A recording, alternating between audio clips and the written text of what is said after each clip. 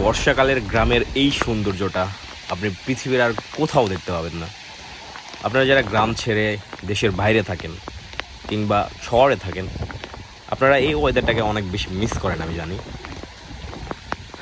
আমি বৃষ্টি দেখে একদম ছাতা ছাড়াই ভিডিও করতে চলে আসছি। ফোনেও পানি পড়তেছে, এই জন্য ফুটেজ ক্লিয়ার হচ্ছে না। আমি আমার ভিডিওতে অলওয়েজ ট্রাই করি একদম র ব্যাপারটা রাখার জন্য, কোনো এডিট ফিডিট ছাড়াই, যাতে আপনারা এই জায়গাটিতে থাকলে আপনার কেমন ফিল হতো এই জিনিসটা ফিল করতে পারেন।